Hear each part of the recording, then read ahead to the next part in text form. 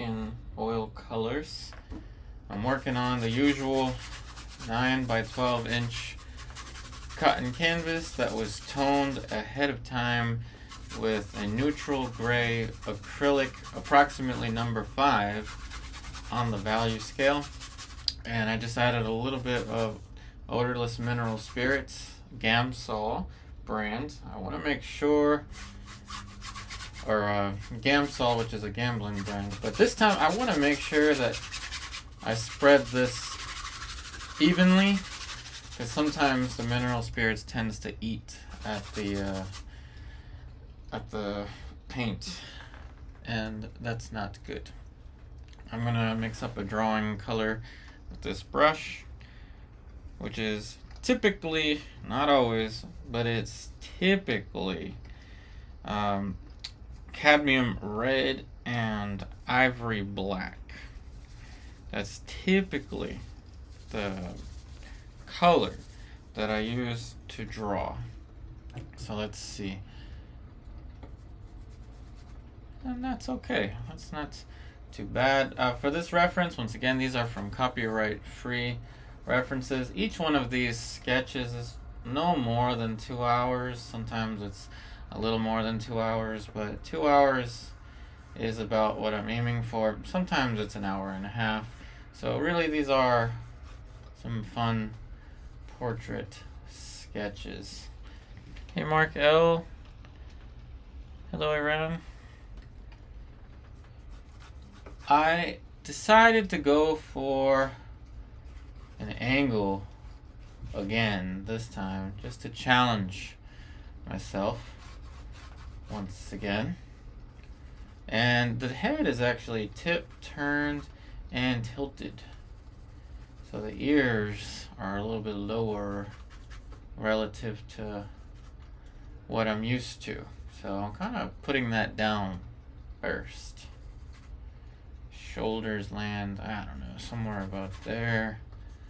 Bottom of the jaw. And the head is kind of centered. So this one, drawing wise, is going to be kind of fun. Now, because there's some perspective going on here, there's also some foreshortening going on. So the forehead is foreshortened, meaning this is going to get a little bit smaller, and so is the distance. And let me just throw this down, my first guess right away.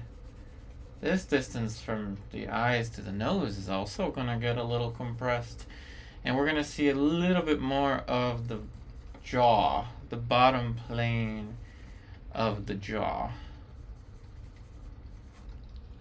Hey, Gigi. Yay, you caught it at the beginning. Yeah, everybody that's wondering about this new series of streams, this is the 6th installment now of these streams.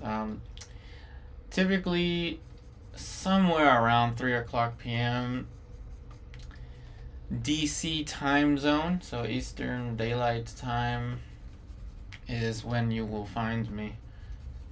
Sometimes it's exactly at 3, sometimes it's at 3:30, sometimes it's close. It's going to be closer to 4, but somewhere in that vicinity of time. But welcome. These are very improv sketches, everyone. By improv, I mean I'm not doing this as specifically as a how-to. I'm doing this as a way to skill build, and I like incorporating short poses like this. Even though we're working from a picture, I'll still call it a pose.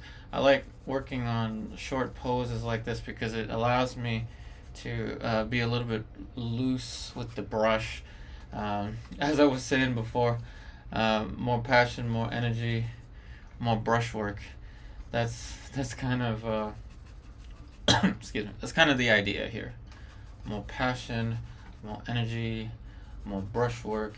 We think a lot about the planes. Think a lot about the process, and try to make every single step kind of intuitive to some extent. Now with the mouth, we should be seeing some of the upper lip. There's going to be some foreshortening, and the best I can do is to be aware of the foreshortening. These days, I don't really want to throw down too many careful measurements too early on, and I'm trying to train myself to see proportion. Train myself to see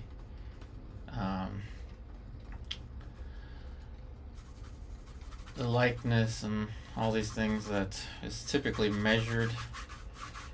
Nothing wrong with measuring, but this is an exercise in which I'm gonna try to not measure so much. I will measure if I have to.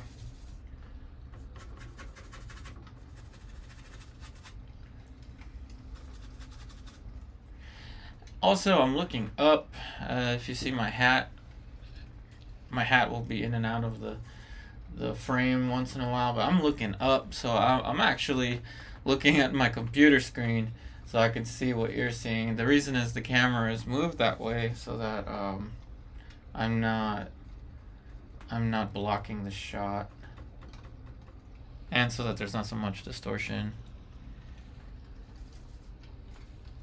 Hey Shirley, thank you for joining. Thanks everybody. Yeah, the other day I didn't measure either, so I feel like the measuring was something I needed to do when I first got kind of back into the rhythm of things. And it's not like I ever like took a huge break off of painting, but for many years, and right now I'm about to go ahead and switch to the skin color, and I'm going to go ahead and get into the next stage of this process, which every step of this process is really repeatable. It's I try to keep it as consistent as I can with every single installment in this series. Also, if at any time you find yourself really attached to or you like one of these sketches, I will have a new website that's going to be live soon in October 2025. So if you're watching this in the future, the website should be already up. So in case you want any of these, they should be available. And remember, these are just portrait sketches, so I'm not going to charge an arm and a leg.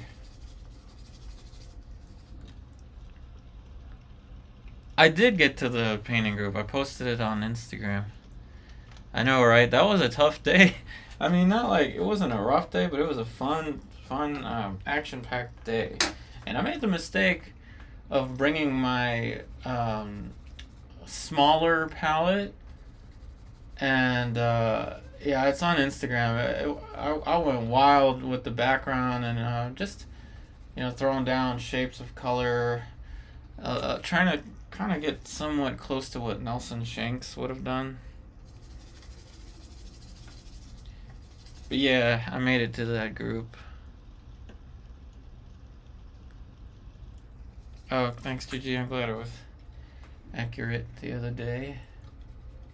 So here's the deal. I made this ever so slightly darker with a little bit of cobalt blue. This time I've got cobalt blue on the palette, but don't concern yourself with the colors.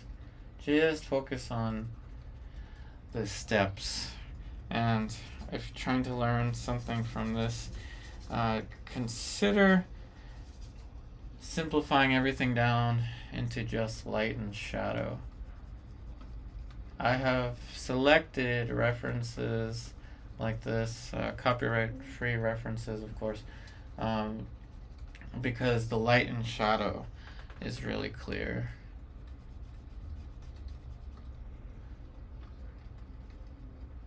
So yeah, rather than do a painting like I do with these sketches, last week when I painted from life, I went really intensely into the entire composition. I think I painted on a.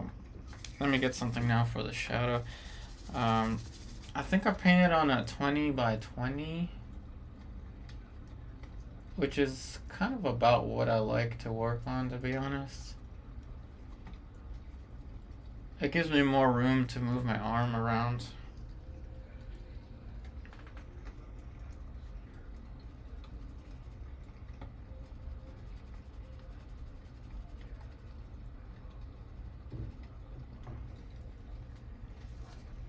Okay, so I'm trying to remember the stuff that I had kind of figured out with the sketches previously. And one thing was I was a little too cautious, not the last time, but the one before that, with this stage, putting in the colors and the planes. So with an emphasis on relaxation. I'm not gonna stress over any of these things here. I'm not stressing over any of these things here, but just rather feeling my way through, but also remembering stuff that I had learned, things that I know that I need to work on. Like this distance right here is almost always messed up. So I'm actually gonna, in the spirit of kind of just going with the flow, I'm going to add that pinkish color for the mouth right away. And I'm using a pinkish color, which is just black, red, alizarin, and white. So as I block that in, I'm aware that that's something that's going to need to be addressed. So if you can learn a little bit, just something, just one little thing, give yourself one thing to focus on. And these are just all suggestions. I'm not speaking to you in absolutes, but if there's like one thing you can focus on per exercise, and I do mean exercise, I consider this an exercise. That's a good thing. If we can just keep it simple. Oh yeah, planes definitely. Yeah, I'm using more of a scribbling motion, I guess. I tend to do that with these brushes. These are the more, probably shouldn't be doing that, but these are the more expensive brushes as I'm throwing down the planes. Typically these days I work with, and you know what, today I'm just a little bit more relaxed. I think I was a little anxious last time. And when I'm anxious, sometimes I just throw down big strokes of color a little bit earlier on. Today I'm just kind of chilling. We had one order, so I sent out a package to the post office, and then from then I just came back home, so I didn't really spend much time out there in the traffic. I think I was running errands last week, and I was a tad bit more stressed. Sometimes stress is a good thing. But anyway, like I said, this is very improv.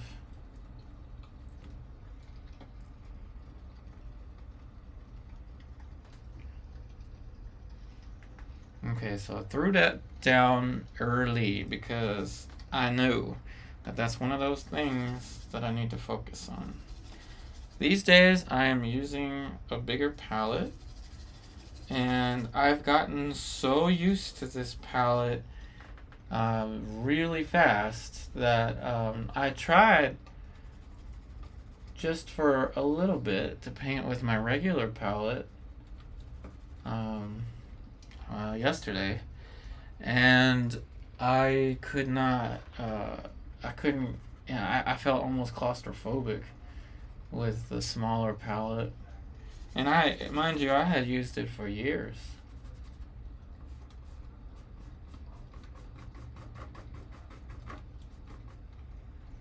Alright, so now we got the light. Some little additions like the mouth, the accent on the nose. And now here we'll have something, just some brush stroke or so, shape, scribbly shape, I guess, for the neck. Again, with a 2-hour sketch, the probability of going beyond this is not likely. But the probability is never zero. It is never zero. Now I'm going to change game plan, and from here I'm going to go into planes. And as I sculpt the planes, I am going to have at the most attention that I could possibly put in light and shadow. So I'm looking at these shapes, like, you know, this angle, diagonal over here. So while the shapes are developing, they're very malleable, they're very fluid. And this is nothing new. I mean, you've seen me do stuff like this in the past. It's just now I've been putting a lot of effort into strengthening my drawing. Putting a lot of effort into strengthening my knowledge of anatomy. Yeah, I've been doing some drawing on the side. Haven't really posted any of it, but just some drawing on the side. Alright, let's throw the lightest plane, which is pretty much white, yellow, burnt sienna. I'm using titanium white. So there you go. There's that brightest light. And because I have a tendency to be too timid when it comes to bringing up the lights, I see that this photograph is it's a daylight picture, probably I want to say mid-afternoon kind of lighting. The lights are kind of blasted, so it looks to me like it would be a really good reference for a watercolor. And a watercolor is going to have really bright lights. And let's just put these planes very geometric, solid. Right there. Plane over here. And if I can maintain focus on structure with respect to light and shadow nuances of the model, we're pretending we're working from life always. We're pretending. This can be a very intuitive process.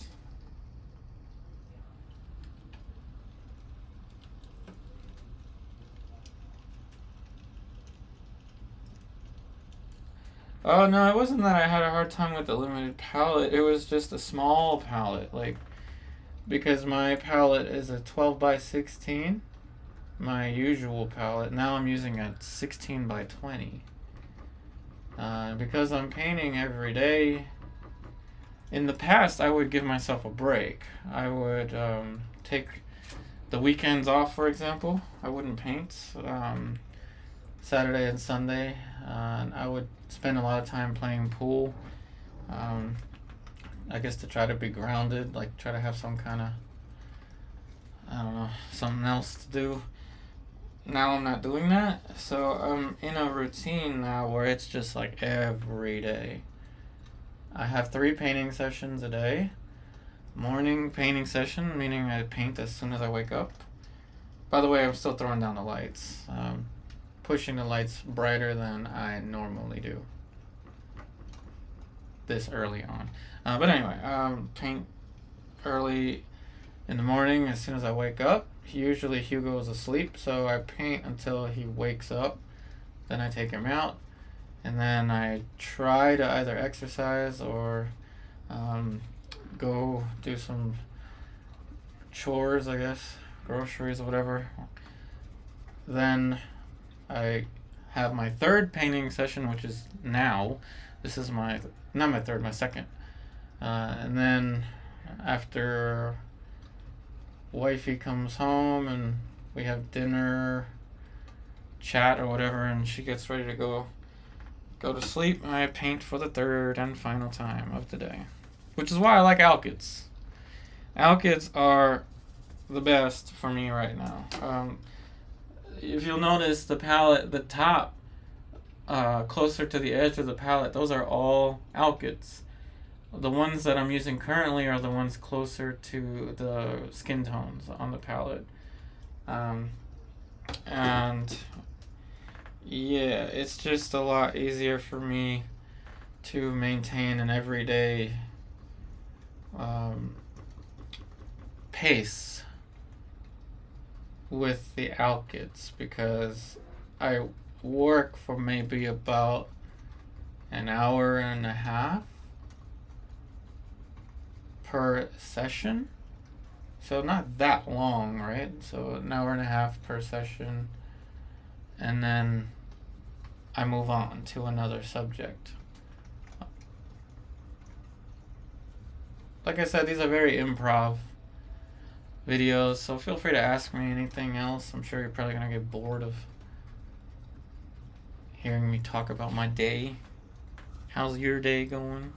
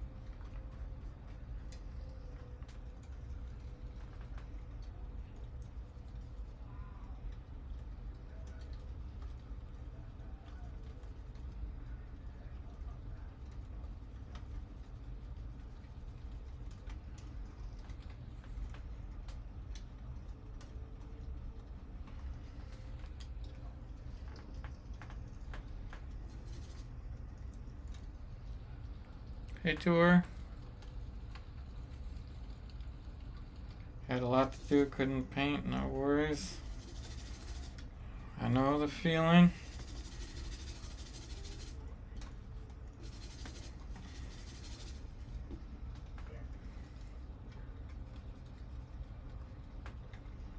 But I'm glad you're here. Even though you didn't have too much time to paint, I do appreciate that you're here watching the video.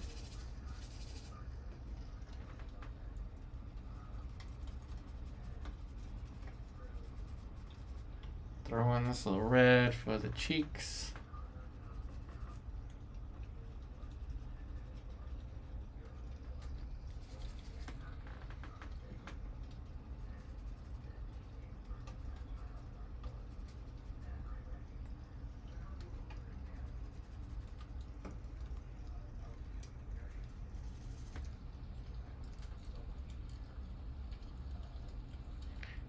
I'm sorry, it feels like a loss today.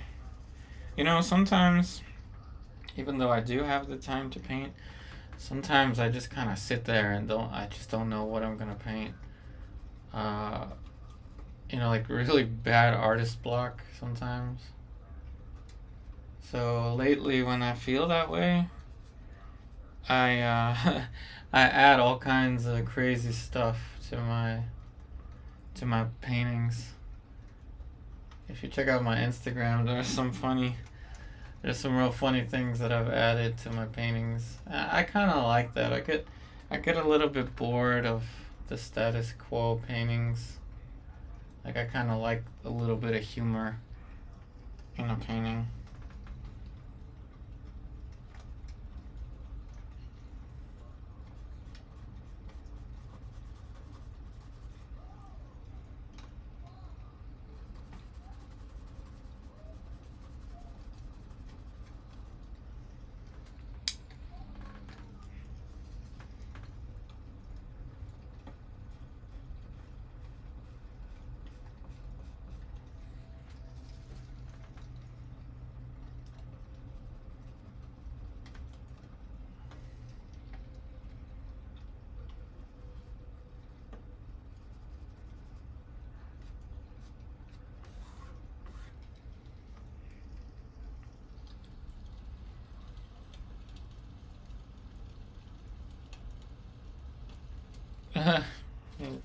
Glad you were thinking about that one painting. You know, in addition to this series, I had another idea, kind of like in the realm of Impressionism, um, or let's call it Expressionism. But I'm thinking of at some point revisiting that series with this kind of approach that's more focused on drawing and values. But I kind of want to do some more stuff with that concept, but like smaller paintings, which of course you know I'm gonna want to sell.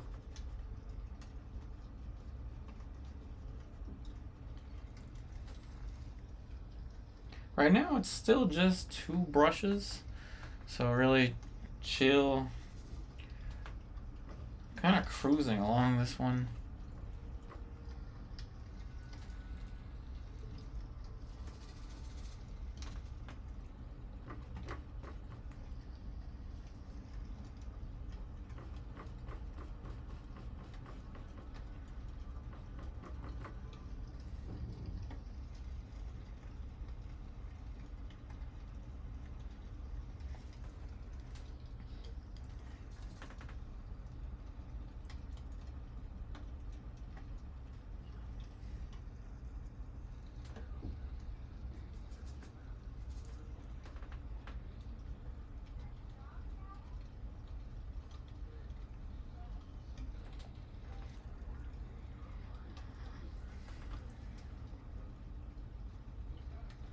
Still in the big plane stage where I make corrections wherever they need to be done. Like for example, I could tell right away the angle of the mouth needed to change. So we did that. At the same time we added an accent. So a little bit of multitasking going on here, but not too much. And because the process is so repeatable, predictable, it's less stressful.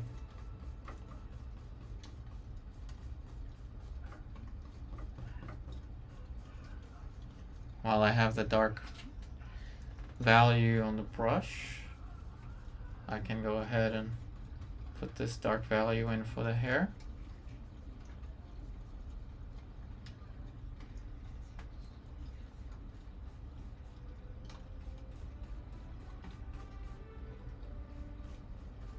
Now I have a choice if I want to put down a tone for the hair going down here. I can. I probably will. I think it'll fit well with my vignette.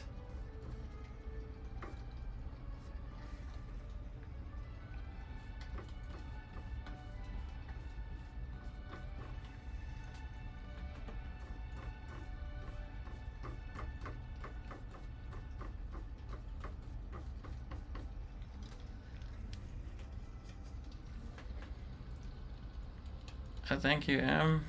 Thanks for watching from Italy.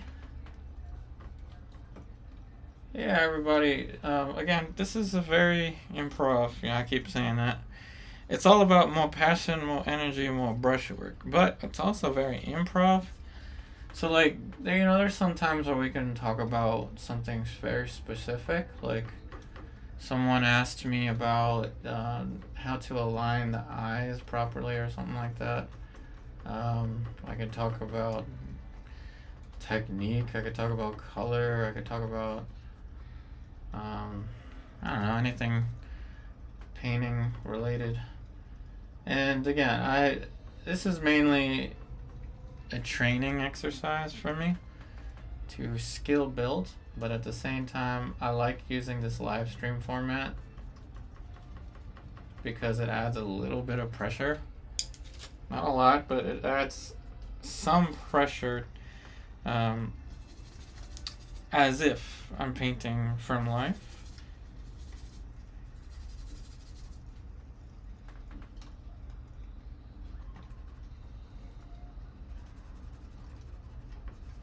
And of course, I hope to sell these sketches at some point in the future. I am aware of the abstract quality of a portrait sketch, portrait as fine art. Whereas in the past, I was just trying to define everything, add form to everything. So a little bit of growth in that department.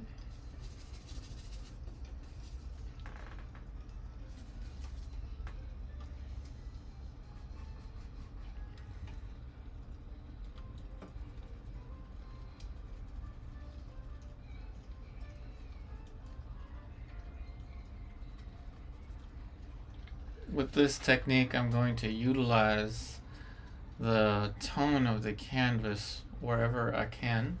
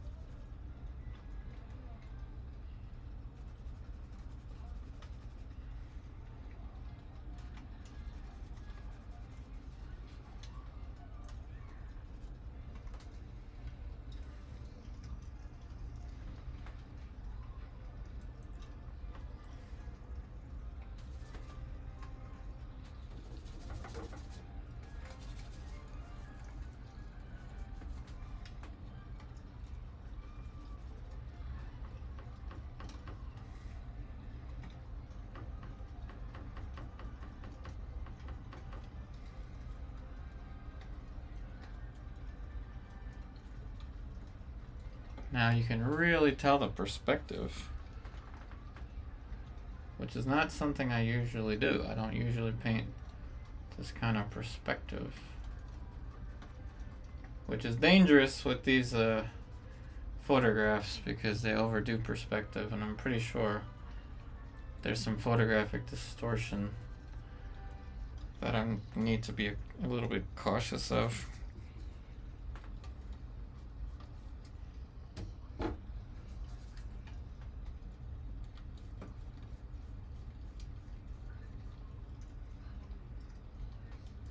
Yeah, so I decided I will add, now is the time, I will add the vignette for the hair, and still just two brushes. I'm using the same skin tone brush. Start off with yellow because I know that the yellow is gonna go greenish. Even throw in some of those lights over here. Still plenty of time to render out the eyes. You can see I've used the tone of the canvas a lot over there.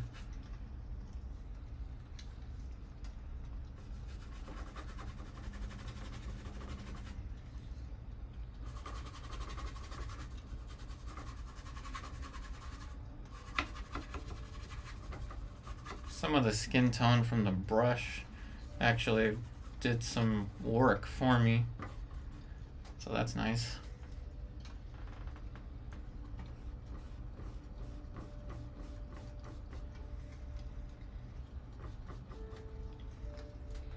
Now while I have this tone on the brush, I can use it for the reflection, the reflected light, which will help me with the drawing.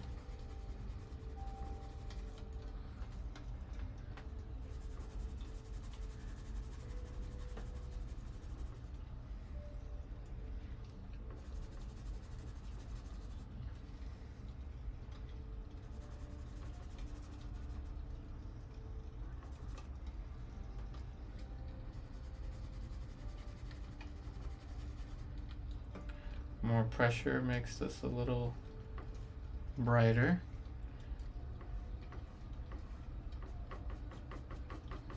There's always room to improve, and that's what I'm trying to do here. Trying to improve. With every single one of these streams, push the limit of what I can do in a 2-hour span. One of the things that I have found out recently that is kind of a big deal for me, and it may be for you if you've never tried it, is a bigger palette. Not necessarily adding a lot of extra colors, but a bigger palette somehow just gives you more time to I don't know, maybe it's just me, but a bigger palette just helps me kind of breathe, I guess. And it's like I have all this space. It's kind of like being in a bigger home.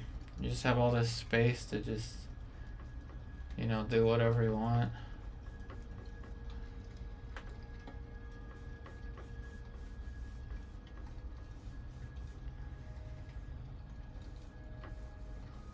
Just a few planes for the hair. I don't need to do too much.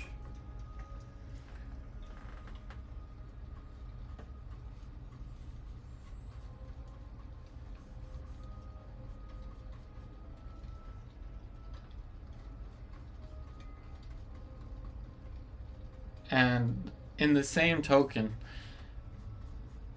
and you don't have to do this, but adding more colors to the bigger palette and standing while you're painting, especially if you're going to be working from life, you don't have to do that. It's not necessary. But there's something where I personally feel like I can breathe a little more.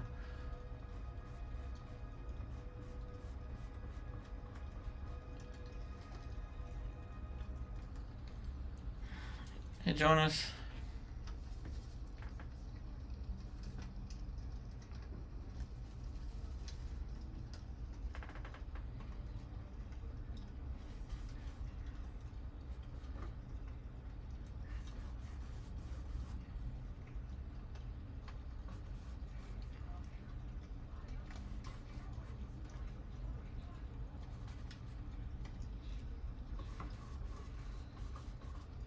Alright, like I said, just a few shapes there for the hair because we really want to focus on the portrait, right? That's the thing we want to do. So keeping the same brush with an emphasis on the things that I tend to have the most difficulty with, I'm going to go to the nose. And with the same brush, just this one, I'm going to paint a mid-tone. We've got all the lights I think that we need, so now I think I can spend a little bit more time in the middle value range. So I'm mixing up kind of a brownish gold middle value. Appreciate all the likes, everybody. Kind of like a brownish gold middle tonality. Don't worry about the color.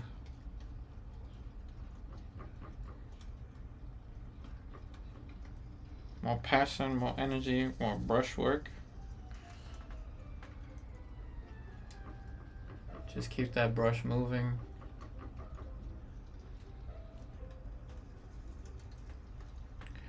There's almost always a reflected light right underneath of the nose, and it's almost always some kind of orangey color, but that can change depending on the situation.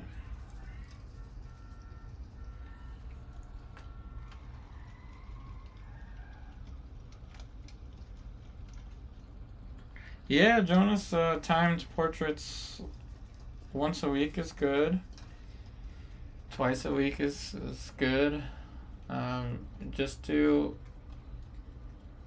whatever is most convenient for your schedule. You want to be a little careful though not to overwork yourself. Timed exercises are great, but they also take up a lot of energy, and sometimes they are kind of difficult to schedule into your daily routine. But once a week is good to make that commitment to begin.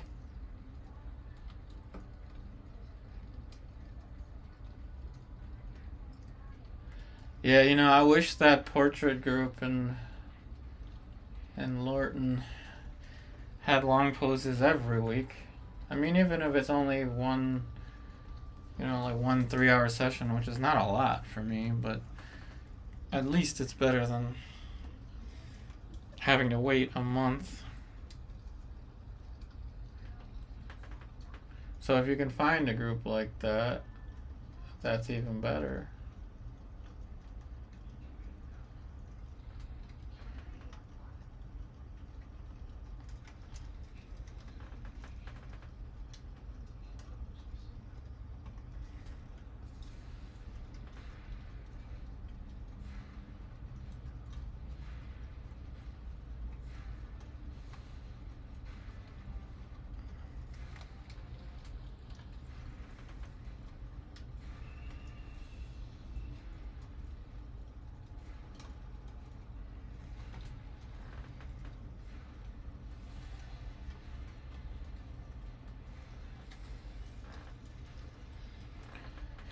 Okie dokie. Now I'm going to. I'm gonna stay with this brush. Let's stay with these 2 brushes as long as I can.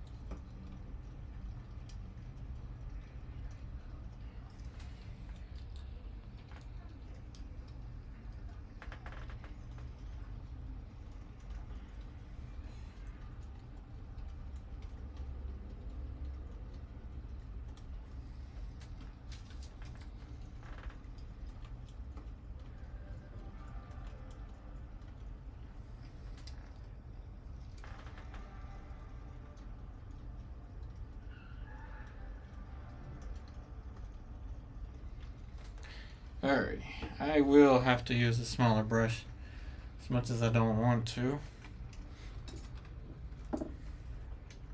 I'm just using some cheap synthetic brushes. Although this one's not really that cheap, but I'm using synthetic brushes. This is a $20 bristle brush, by the way. I think it's $20. Still $20. Might have went up. Silverbrush Grand Prix. Extra long filberts. Alrighty, we're switching to the smaller brushes now. The alkyds are brutal on the brushes. Not as brutal as acrylics, but they brutal. So I try to avoid using my silver brushes with the alkyds. Sometimes it can't be avoided.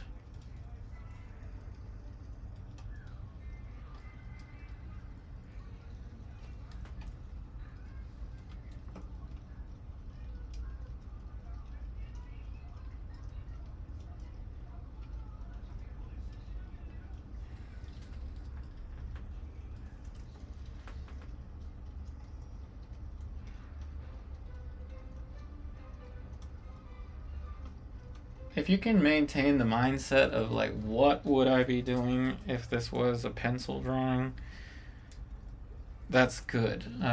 With the painting mindset, I would have gone right into this and tried to make that a little bit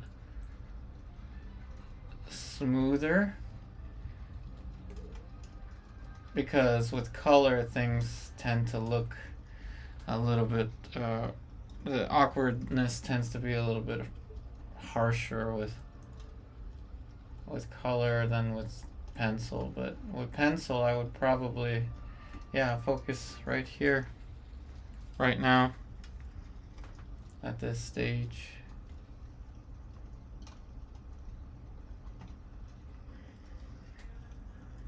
Concavity of the eye socket. Again, these are very repeatable things.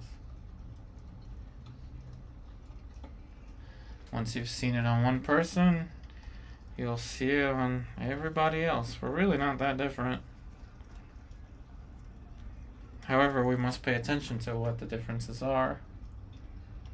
Again, I'm trying to turn off that part of my brain that's like trying to measure, and I'm just kind of letting the brush go.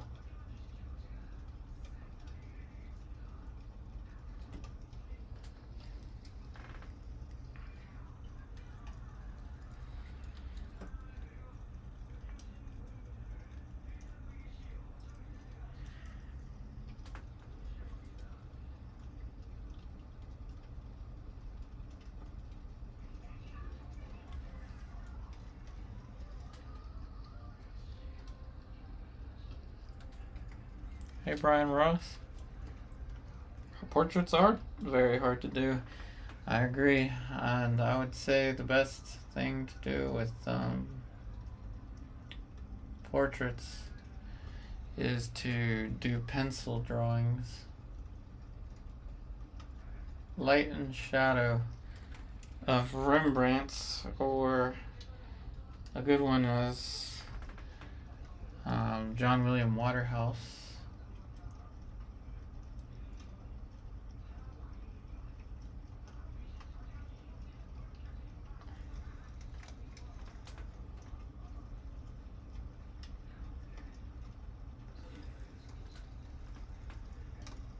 I like the concept of a portrait sketch. It's very tough on the brain.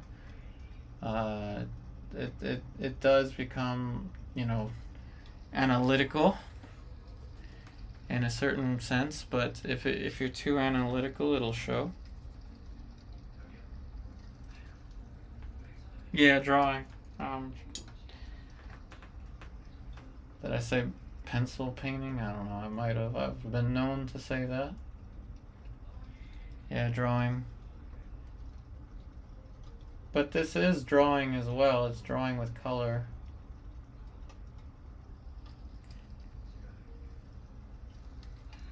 Okay, so once I'm somewhat happy with the placement of the eyes relative to the nose, now of course it could always be changed. So I need to be cautious about that. Like, I know instinctively that nose might have to move up. And let's see if we can do that. Find a peaceful resolution to that. Again, this part is blasted. It's so light. So I'm not afraid to add the light. And again, it's just something that I see. It's not something I'm going to measure. But as I develop the bulb of the nose, again with the small brush now, emphasis will be on moving it slightly up, not a whole lot, but slightly. And to develop the painting at the same time takes great discipline. And once again, it's just I'm just aware of it. It's a thing. It's a mistake, a common error that I have been making a lot.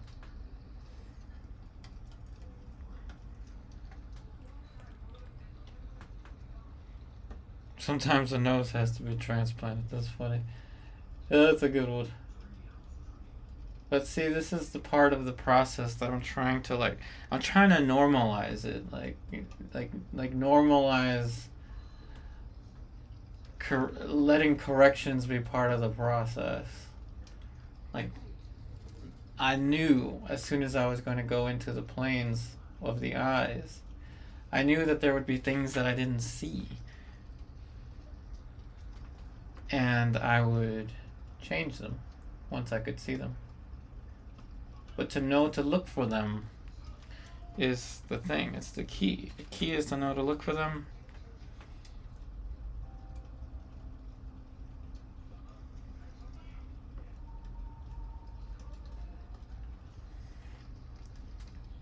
The mouth is quite simple to adjust, but knowing when to adjust it, how to adjust it, and how to incorporate the adjustment into the process, once again, is the challenge.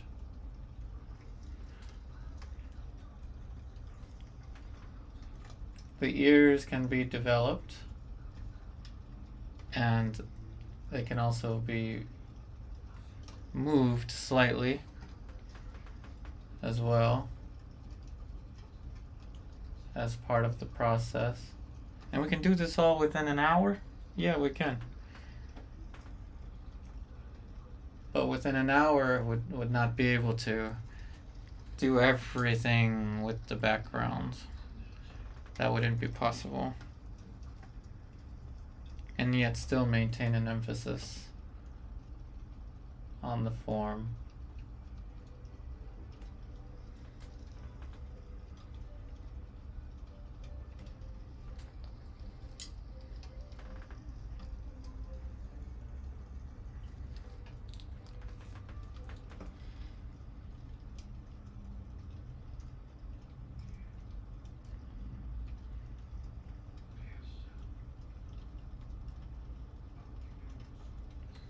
And with portraiture, it's always a little bit at a time. One little change at a time.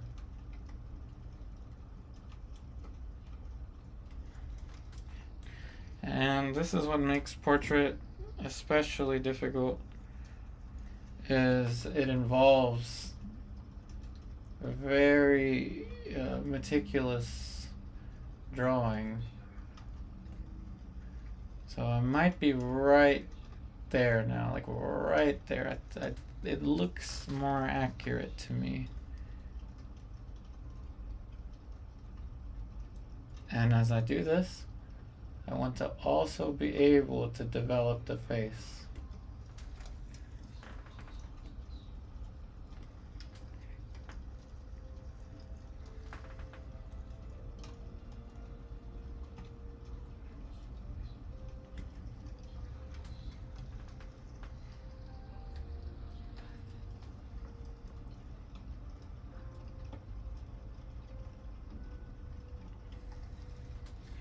Once again, this is where the big palette really helps, because now I have access to so many puddles.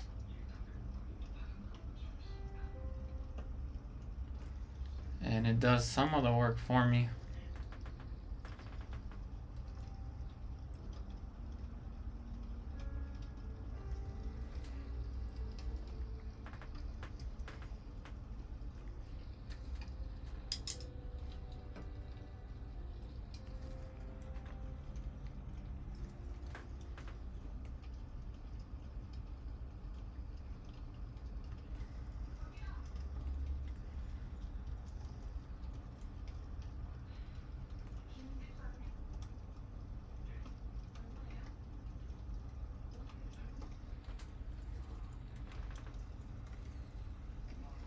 Okay, so with this one, I can give myself a little bit of liberty to add some of the background only as a drawing adjustment. Because with the perspective, I know that too much of the top of the hair is going to negatively affect the perspective. So I want something kind of grayish, but with a hint of color.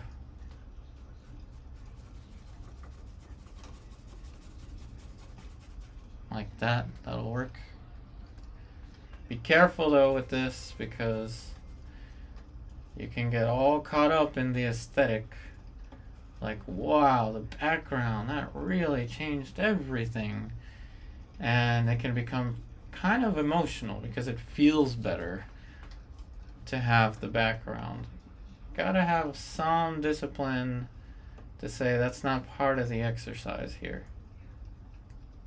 Gotta have discipline. But you also gotta have more passion, more energy, and more brushwork. This is the distance that I'm trying to adjust. And this gives it more of the perspective.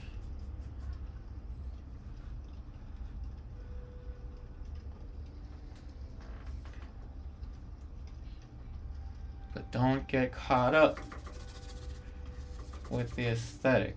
Blend that out, that's fine, but leave it be. Leave it be. Don't get caught up with the perspective. Now that I've got this kind of where I want it to be, it wasn't that big of a change. Now I can go into the surrounding planes, starting with the corners of the face. So looking at this whole plane,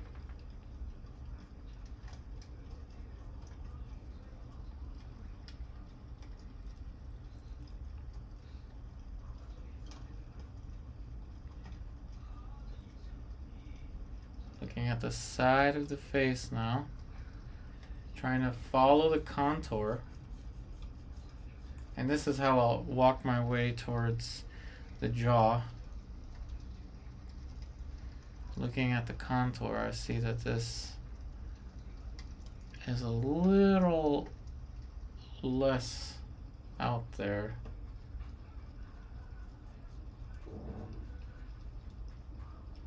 Which will push this with it. Now, as I push that, I can add the dark kind of reddish accent under the ear.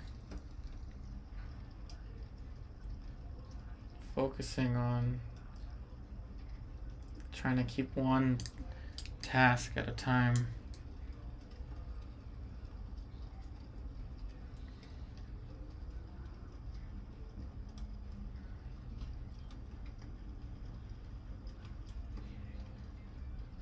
Same thing will go on the other side.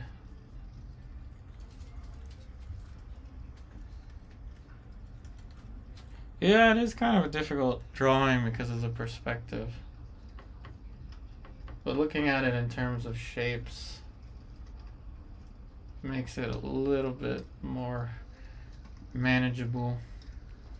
Okay, so I'm gonna use the cheaper brush now. And we waited long enough. It's been an hour now. Now we can put the shadow tone. What if I use that tone over here? They're pretty close. What if I do that?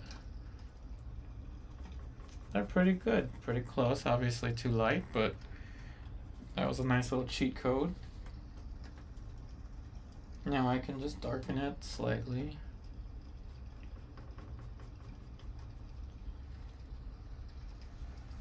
Add a little warmth to it.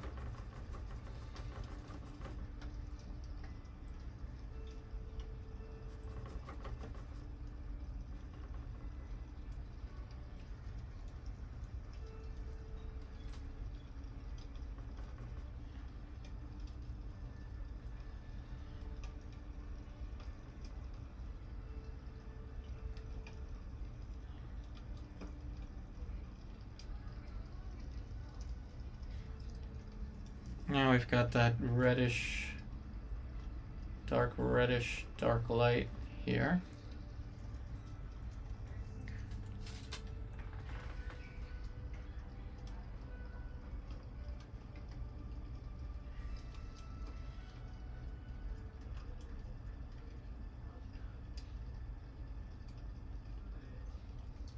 So this part is actually much easier. I don't really define this part as drawing, at least to myself. For me, drawing is a series of corrections.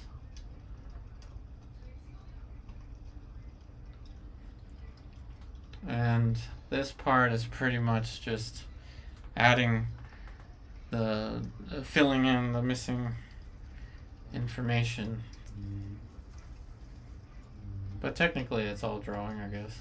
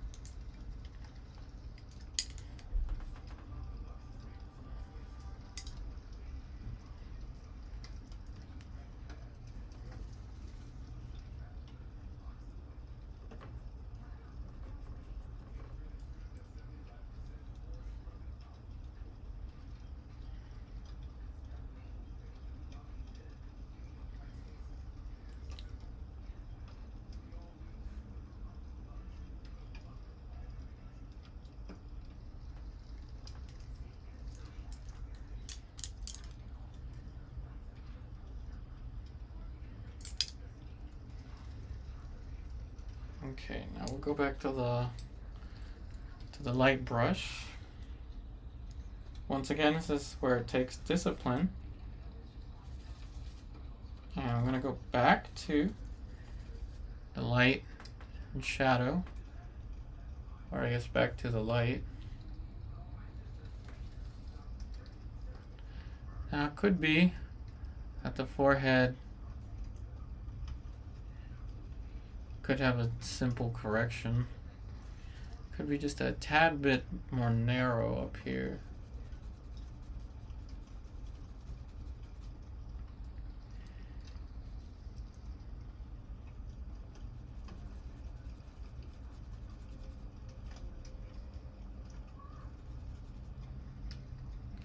Just a tad bit more narrow.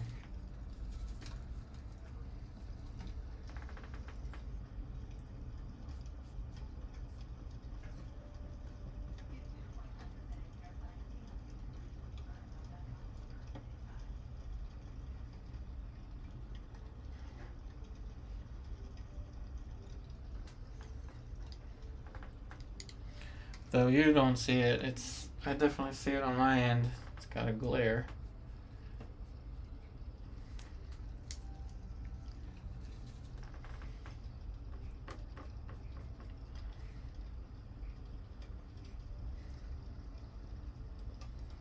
Okay, so that's good. Now we'll work our way down towards the jaw. Like I said, this was good to push that in there, but now we can use it to work our way towards the mouth. Always have a plan of action.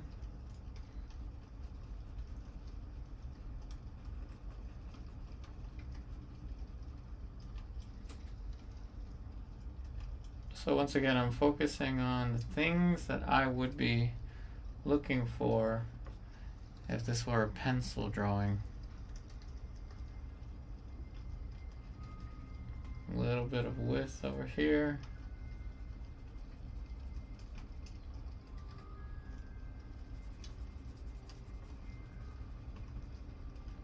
With a light touch.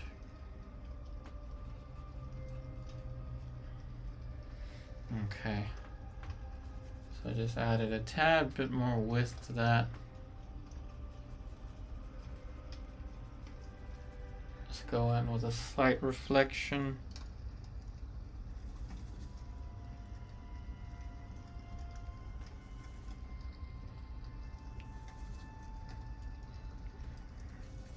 I'm pulling from one of my alkyds.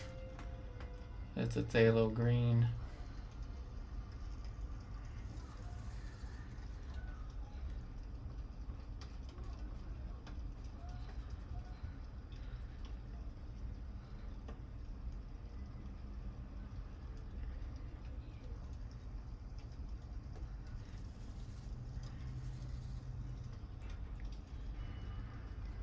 Appreciate the likes, everybody.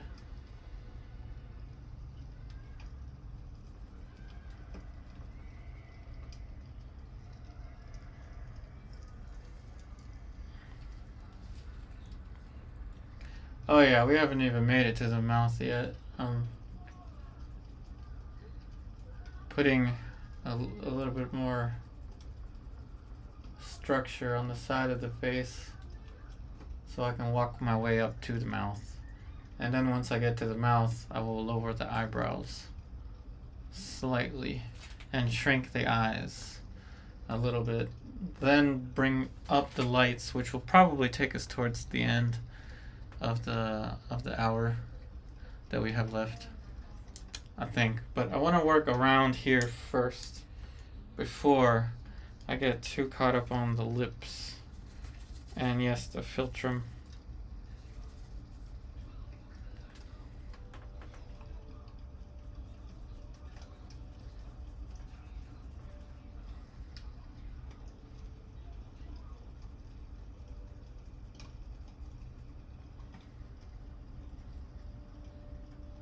Dark light for the chin. Make it a little too dark first. That's the way I'm approaching it. Just looking at these shapes.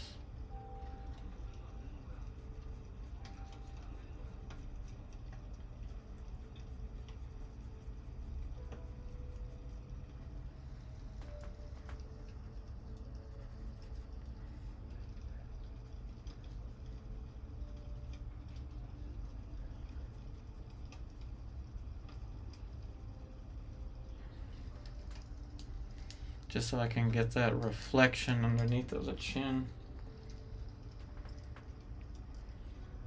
Now that I have this, I can use this to push that shape up.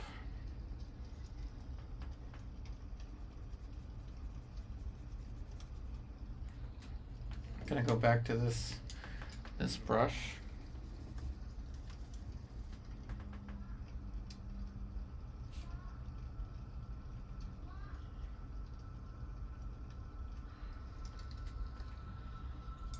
As they say, patience, young Padawan. Trust in your feelings. Let your eye guide you.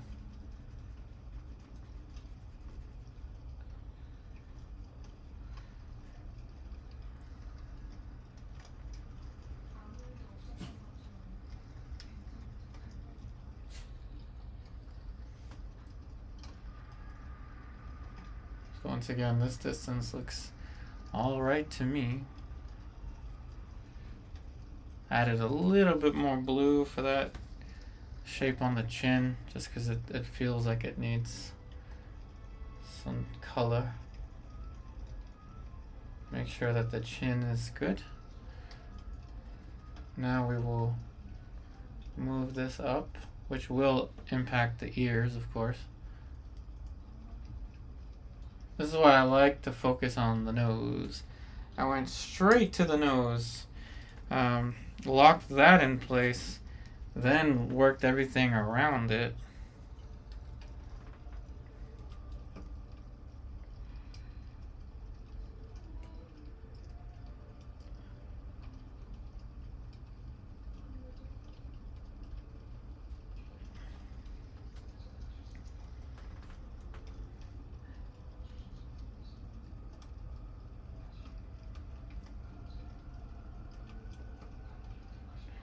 You know, and sometimes you're going to have to make some portraits that are overcompensating for whatever tendencies that you have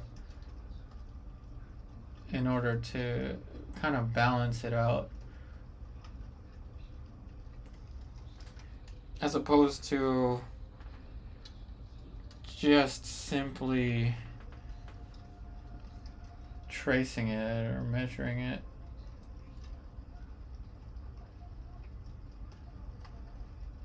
Alright, so here we have the placement for the philtrum. That's the distance of the philtrum.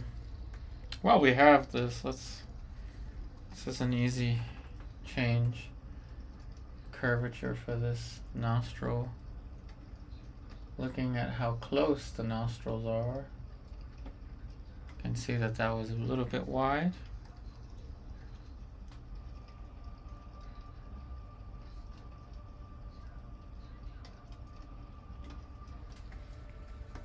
As long as you see the things that need to be corrected, that's a good thing.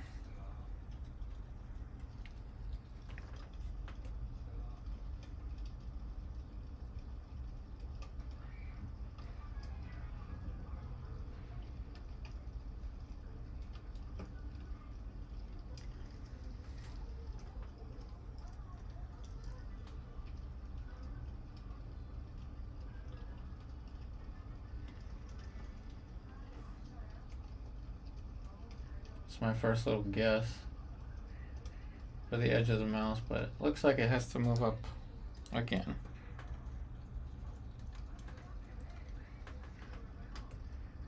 We're trying. But again, this is what makes it a little bit more relaxing, is that this is now part of the process. And 2 hours is a decent amount of time. It's not a whole lot. It's not that short either. So it just kind of works.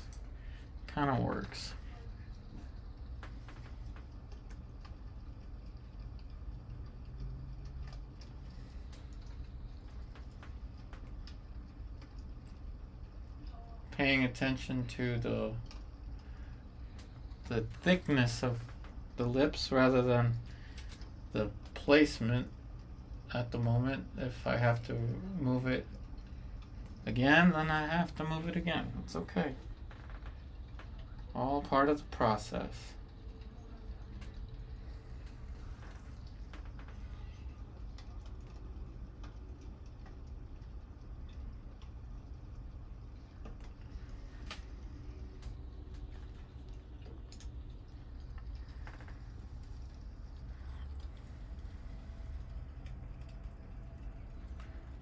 Thanks, Mark L. I think it helps to have like I was saying, it's like a predictable series of steps,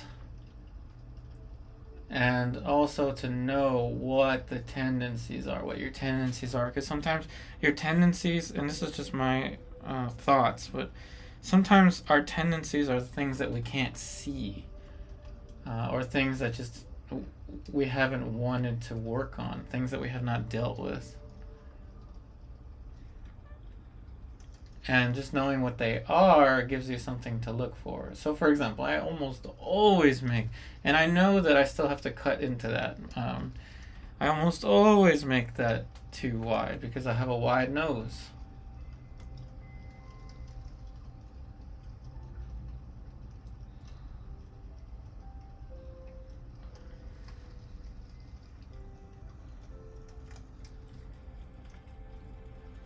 Oh no, true. Everybody, we're all doing it.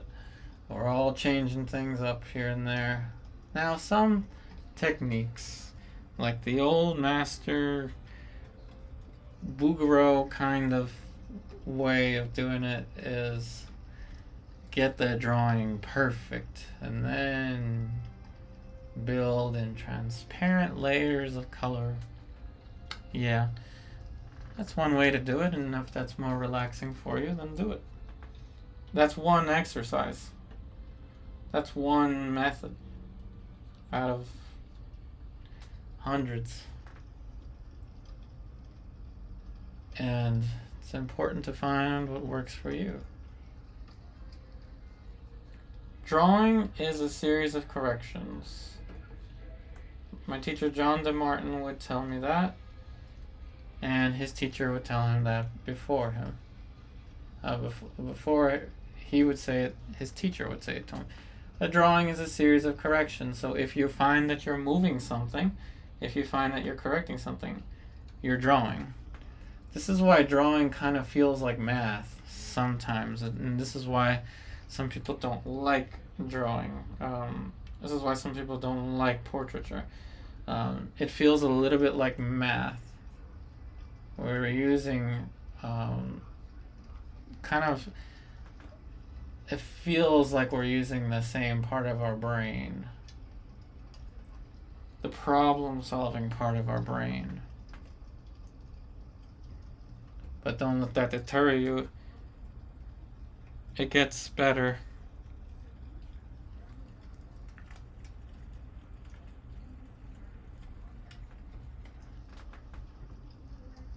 Oh, cool, tour. So you like that approach, this approach, a little bit better.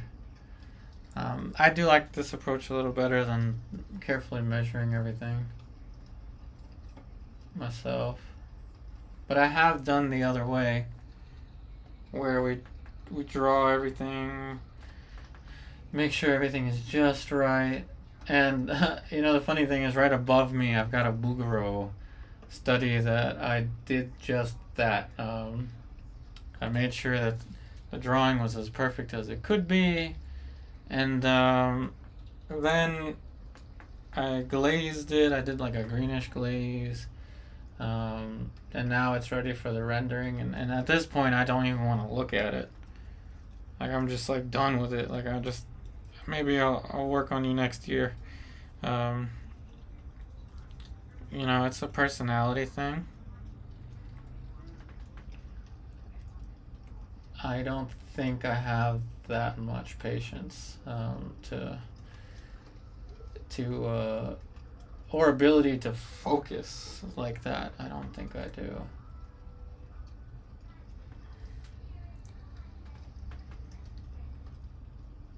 But there are people in the complete other end that cannot throw down a color without a careful drawing underneath.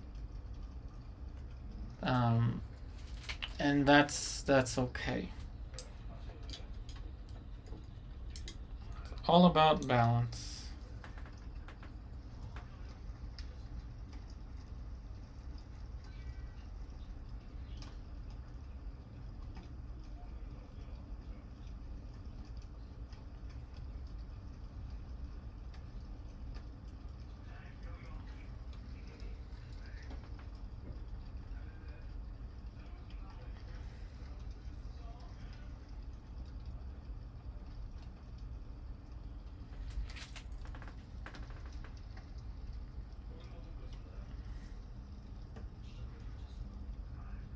Now I will get a clean brush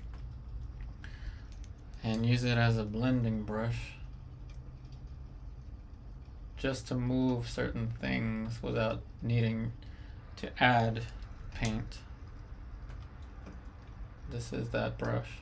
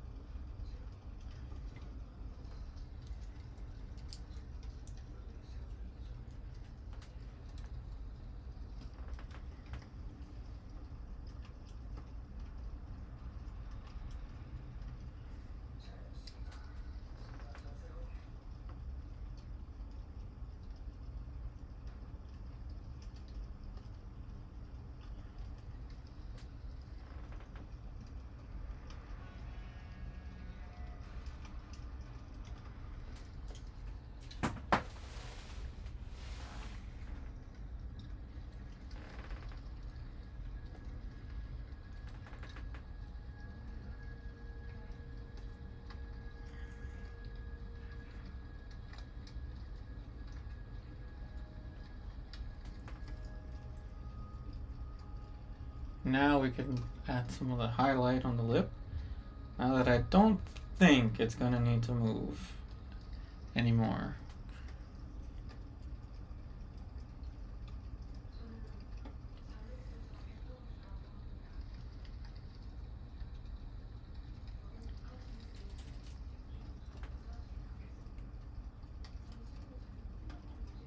Now once again, like I said, the planes with an emphasis on light and shadow. Knowing that I can't see everything right away, not that I literally can't see, it's that tendencies blind you to what you're looking at. Which is why I'm not really an advocate of measuring right away. Because you're taking away that opportunity to find what your tendency is. Which is why I'm not really, like I said, a big advocate of measuring it first.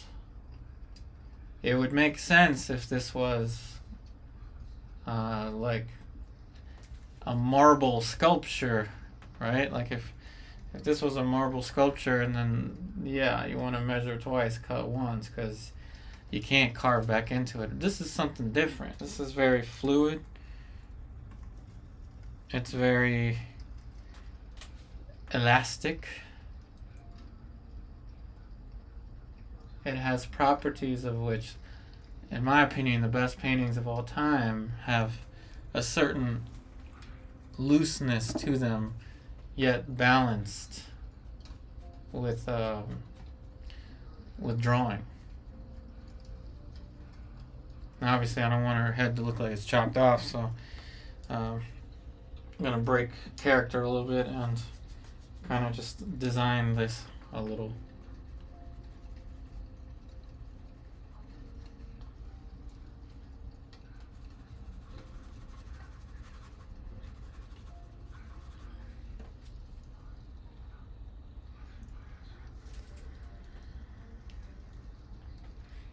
You know, it always are good to experiment with. I think you should do it all. Measure a lot in the beginning, and then try not measuring so much in the beginning, and then find the balance between them. Just because I may think something is true for me, it may be different for you. It might be different for someone else. So I'm not really someone that speaks in absolutes. Because I myself am always learning. That's what these videos are about. We're always learning. Like I said, this is a very improv series of videos, of live streams. I'm not here to tell you, like 100% this is how to do anything. I myself am learning with these exercises. Okay, so now we adjusted that, and I think there's still something here. This is a tad bit too dark. Now, like I said, the eyes are a little big, so I'm gonna go and make them slightly smaller, starting off with the blending brush. Hopefully I didn't just use it. I didn't. Okay, good.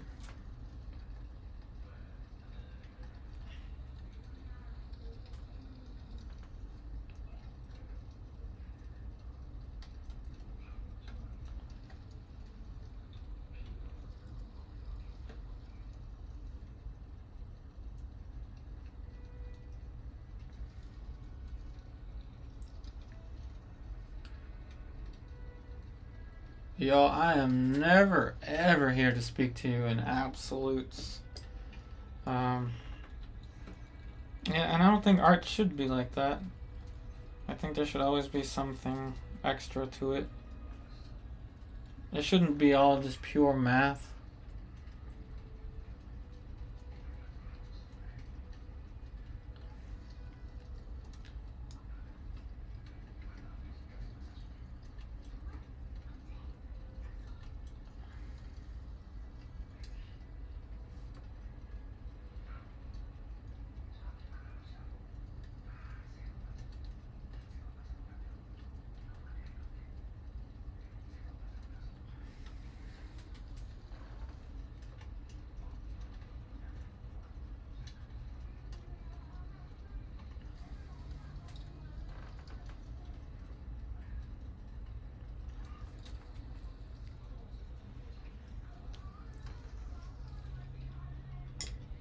Alright, blending brush. Where are you? probably not the best blending brush. This one is kind of too rough, but it is what it is. That is why this is a portrait sketch.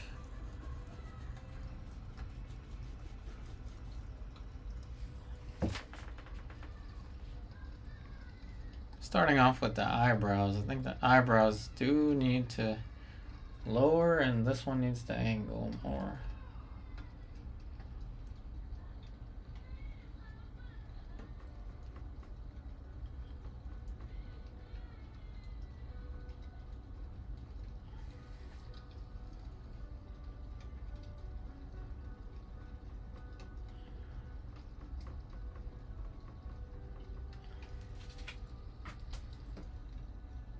Eyebrows perhaps too wide. Blend that out and let it turn into a middle value at the same time. Now perhaps I see a drawing thing that I didn't say before.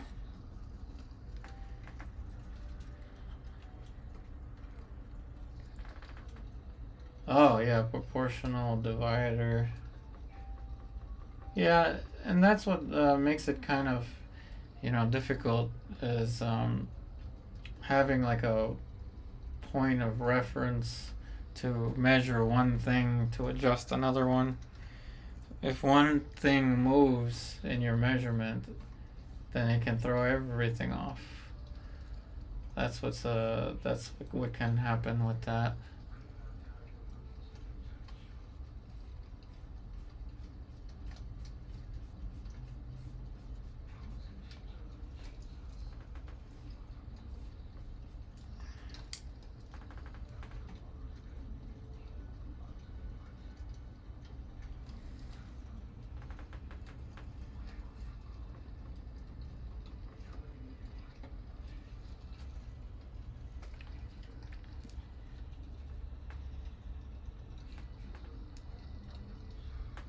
Yeah, it's a science, definitely.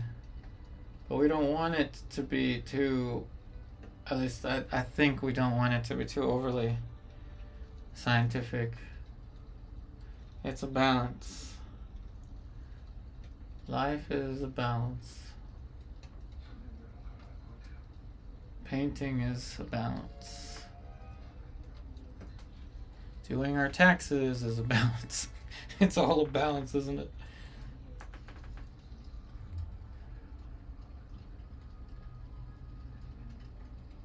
Alright, lowering the eyebrows.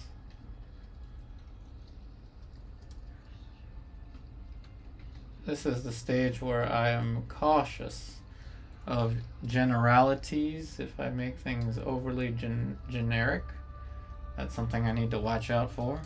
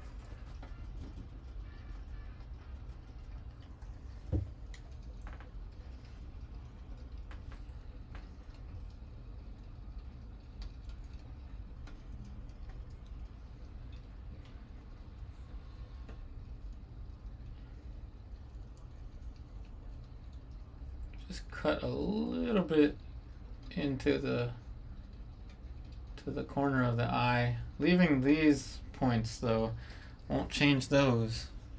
This is how I make the eyes just a little bit smaller.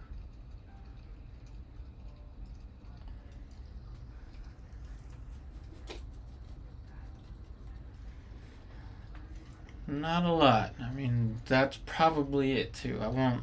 Maybe I won't make it that much smaller.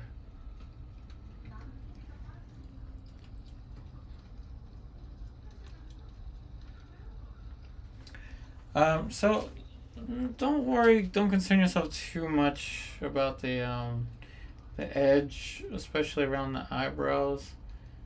Typically softer towards the middle, sharper towards the edge, like softer here and sharper there. That's typically what people do.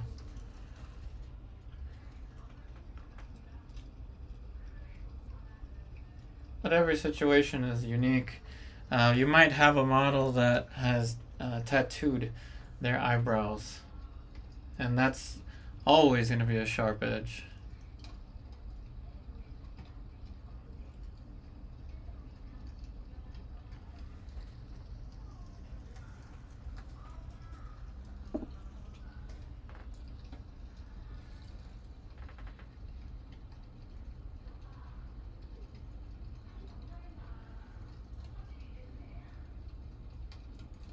Now, I did say that adjusting the mouth would uh, mean looking at the ears again, so let's do that. Again, I could go and render the eyes more, but I'm focusing on the drawing aspect of this, which is not something I normally do. Now it is something I normally do, but it's not something I used to do.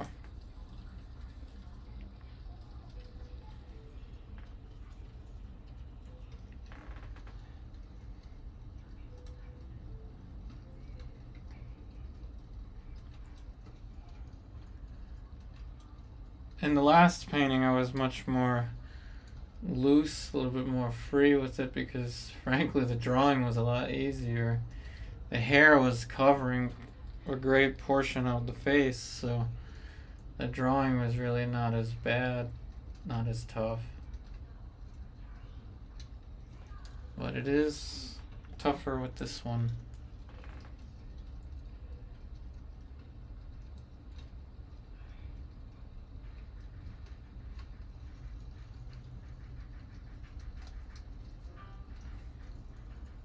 I don't really like the light on this upper part of the ear, so I'm going to blend it.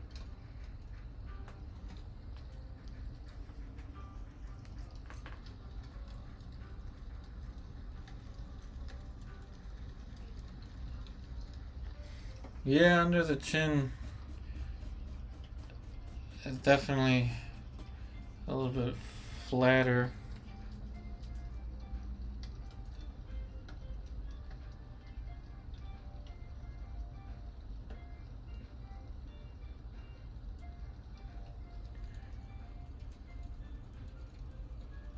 And this angle as well. That's the fan brush. Let's adjust that angle. Although it's not that big of a deal, but it could always lead to something. But yeah, this is a tad bit too round.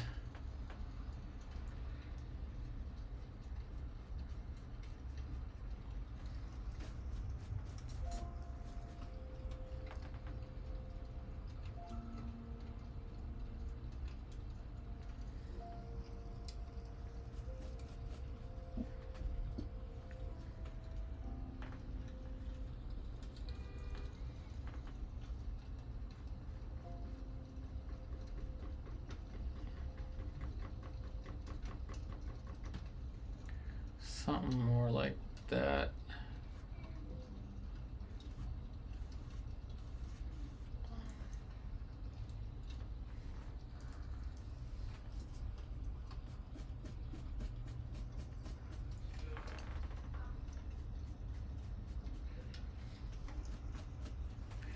Now let's address this. Needs to be a little bit different.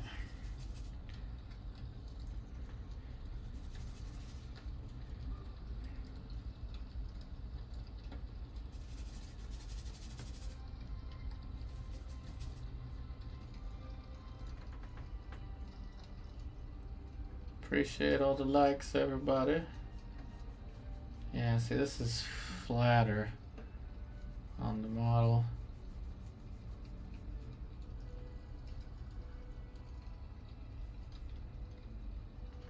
Now I can't get everything now, so I'm going to have to pick and choose.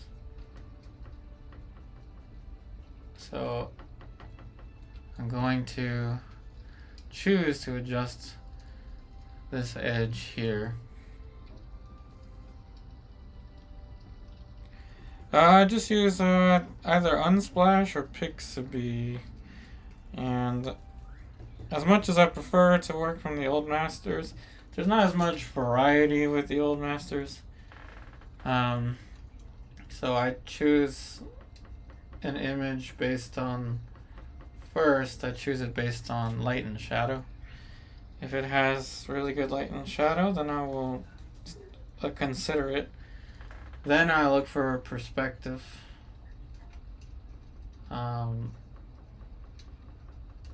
Which is why I like this one, because of the difficult perspective. And then the resolution as well. If it's too blurry, I won't use it. Sometimes blurry is a good thing.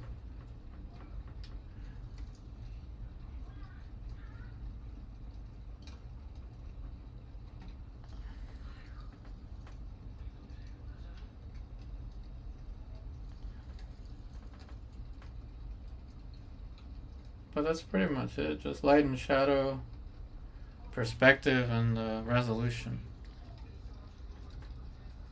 Of course, I would much prefer to work from life every single time, but we're not there yet with the budget.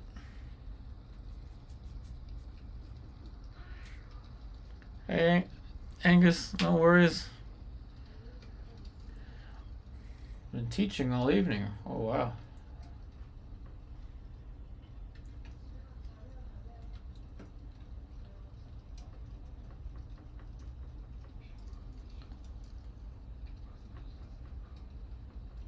Alright. That's alright for the ear. Just kind of suggest it.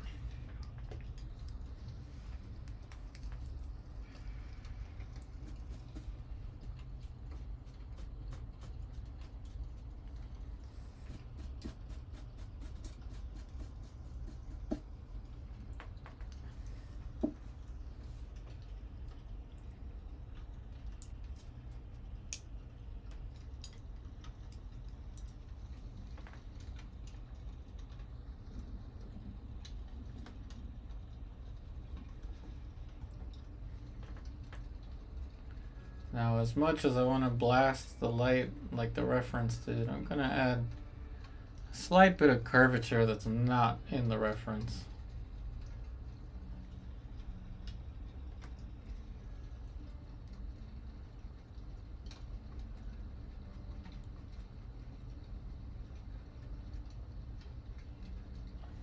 So here's another stage that I can improve upon. Getting to the point where, okay, the drawing is good, the drawing is there. You've got about 40 minutes. How can you, not 40 minutes, you got about 20 minutes. Now, how can you optimize your additional steps to make this even better than your last one? Here's where I'm going to have to think a little bit more than see or feel. So switching back to analytical mode, I'm going for the highlights and the accents rather than the middle tonality. Highlights and accents. If I can get them in the right place, they should be okay. I can do male subjects. They just have very negative impacts on my streams, as in very analytics don't really agree with it, but I can do it.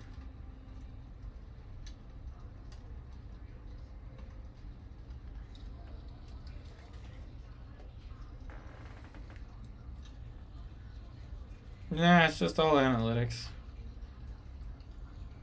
Like I said, I don't want to worry too much about analytics, but I gotta worry a little bit about it.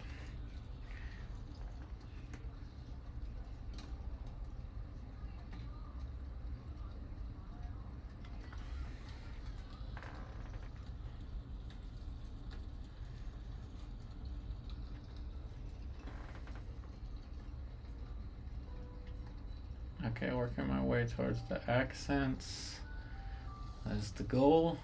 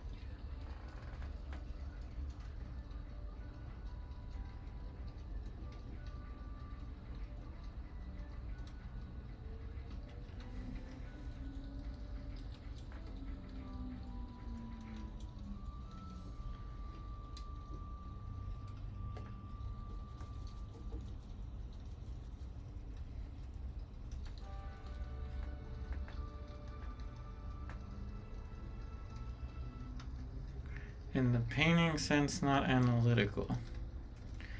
Well, let's see. I don't know. There's not too much of an analytical sense for, I think, to paint.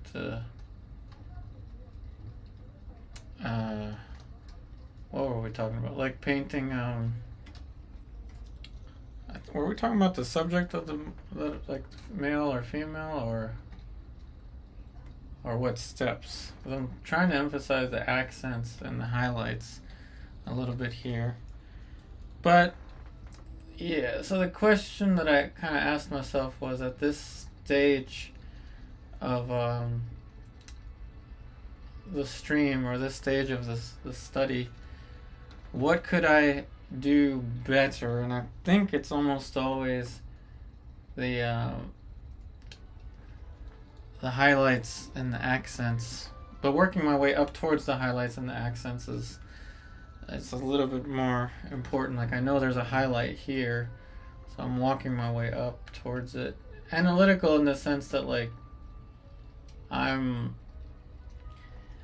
keeping a checklist in my mind of the things that I need to work on.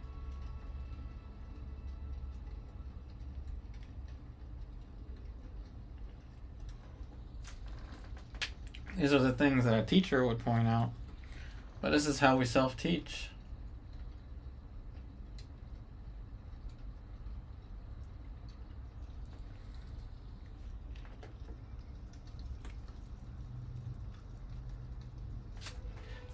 To me, painting male subjects or female subject mostly has something to do with analytics, like YouTube analytics. But if I were to choose, I'd probably choose female, just because I think they're just more aesthetically appealing for painting. But that's just my take on it. It's just, I don't know, it's just my view of how I like the aesthetic. Although I do like painting older men with beards. They're a little bit more aesthetic than a younger male. You know, like a mid-20s male or a mid-30s even male is not really that interesting, I think, subject matter wise, for me personally. But we can always have some variety.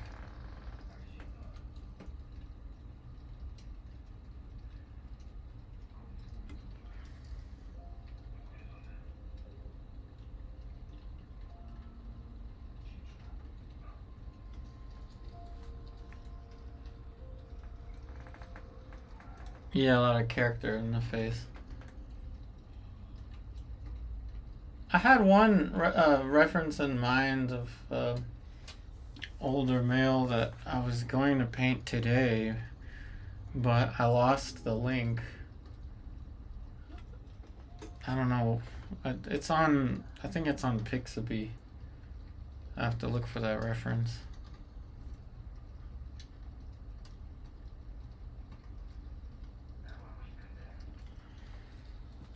Yeah, I don't know what that reference is.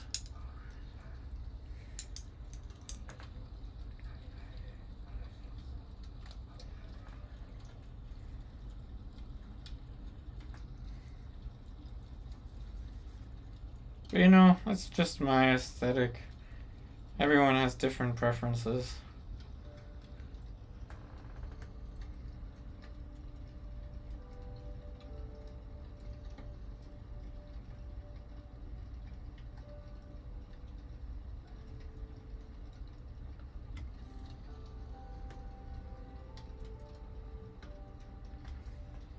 Adding a little bit more reflection under there.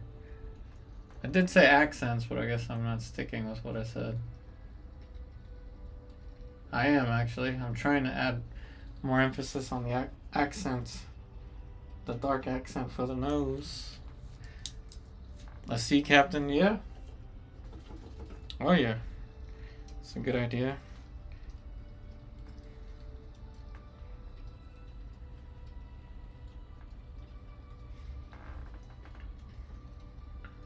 A sea captain.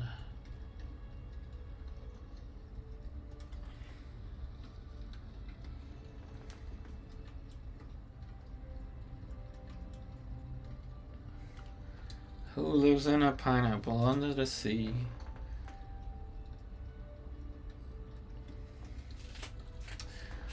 Alright. Ah, where did that come from?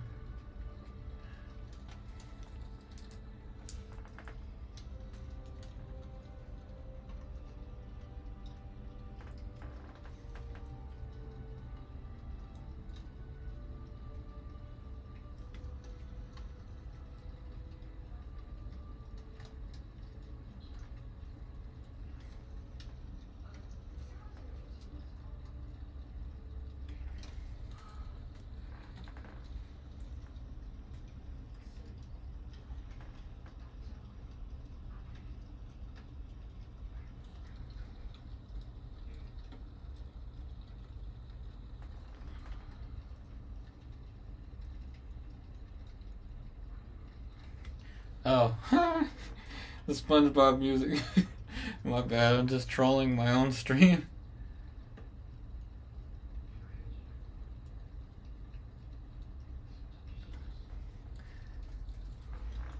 My bad.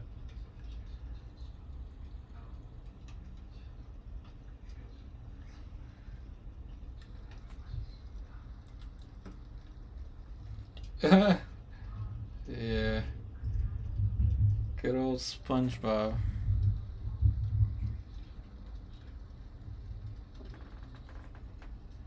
Yeah, painting a pirate. Someone that looks like a pirate, or yeah, older male with a beard.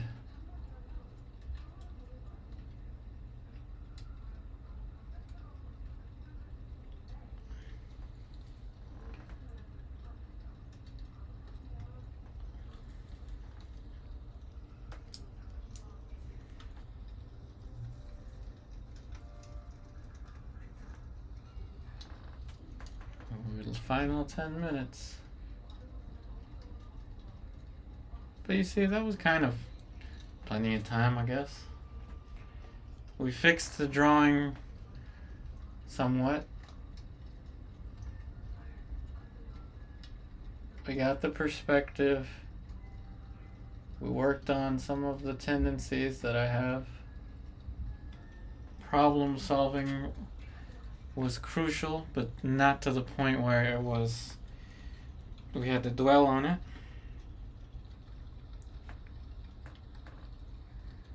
Yeah, I like painting hats. I like when there's still life, though. That takes a lot more. That can take a lot more time. So if it's like a bearded man with, say, like a bearded man in a profile with like some stuff like a interesting still life hat, that's actually a lot easier than like a frontal view of an older male with no beard. Any kind of still life I'm calling a hat a still life, but any kind of still life in a painting, a portrait painting, gives you the freedom to not have to worry about the likeness of that particular item. Now you can, and it'll take more time, and you probably should, but I just don't. I don't think I would necessarily do that in a 2-hour stream.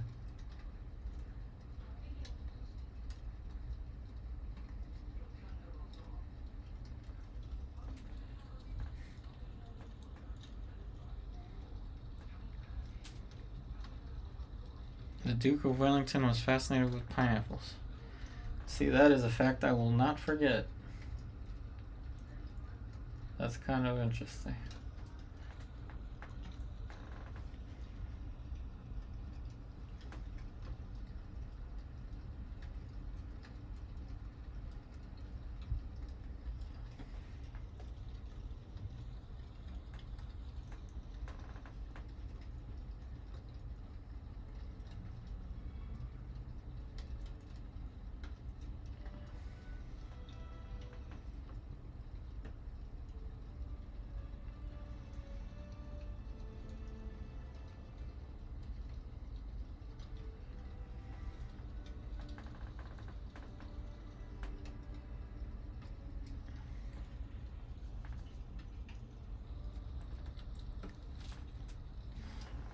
You know, I've never painted a.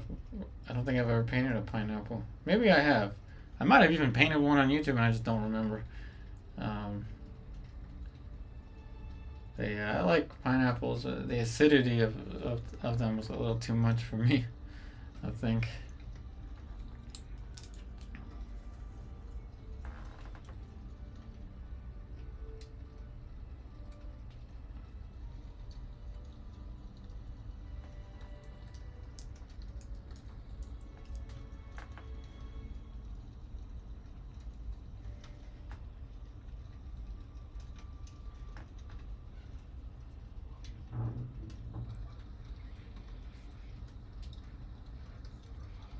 Pineapples were a sign of wealth and power. Oh wow.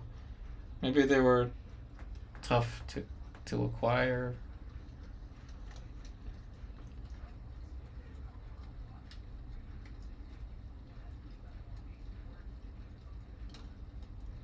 Tell you my favorite fruit is a mango. Mangoes are my favorite.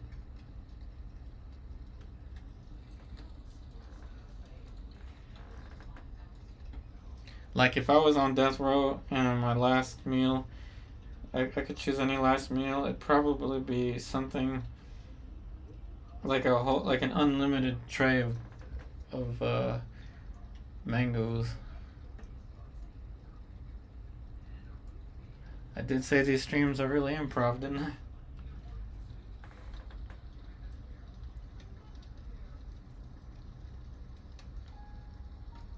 Oh, I didn't know that.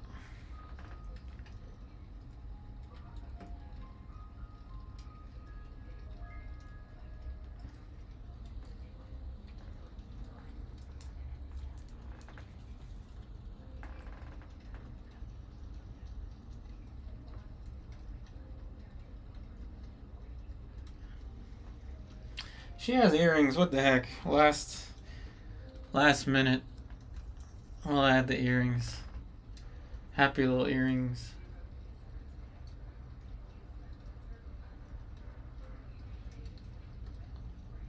Make sure there's a cast shadow.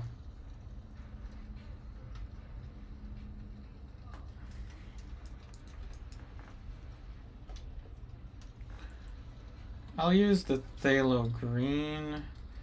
It is an alkyd, so gotta be careful with the brushes.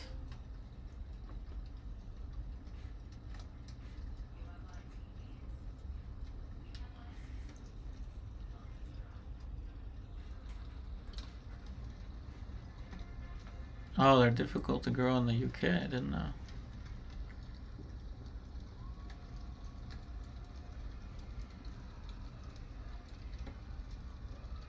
Every pineapple really has a pineapple. That's cool.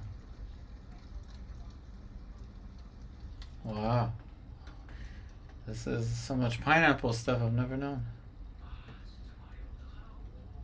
I wonder if that has something to do with the SpongeBob.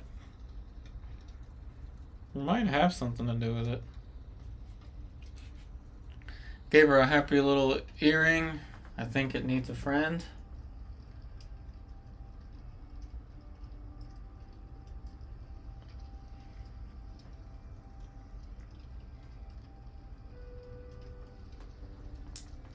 And jewelry is perfectly fine with portrait sketches.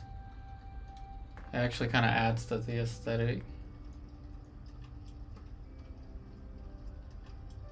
Happy little earring. Just a little floater highlight here.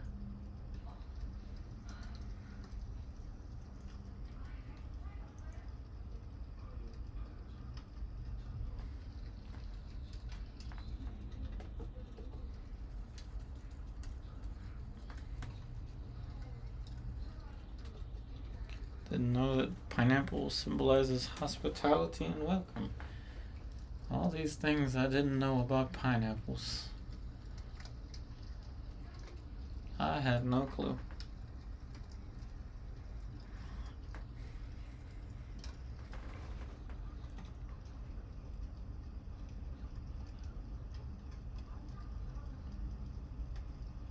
I hope everyone's enjoying these improv streams as much as I am. Once again, thank you all for the likes. Thank you for the comments.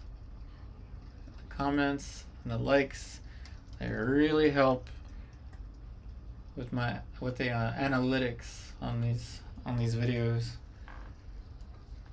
As you may know, there's always something positive about consistency, so I'm trying to remain consistent. Lucy. Oh, there goes Lucy calling me. She can wait a minute, I guess.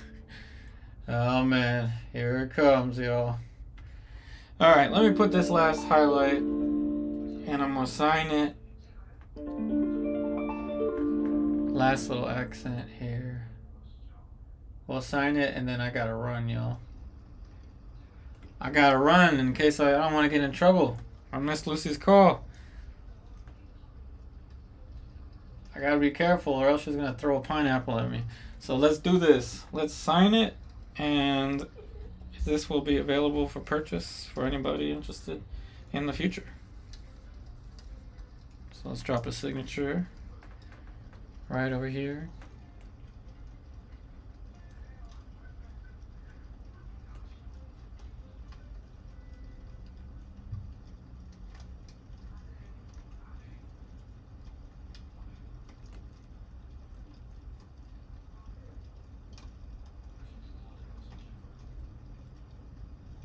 All right, it is signed. Thank you all so much for joining. This was a lot of fun. I learned a lot about pineapples, and hopefully you learned something about painting, or you just enjoyed your time here with us. Thank you so much for watching. I wish you all the very best, and I gotta run. I'll see you later. I'll see you next time.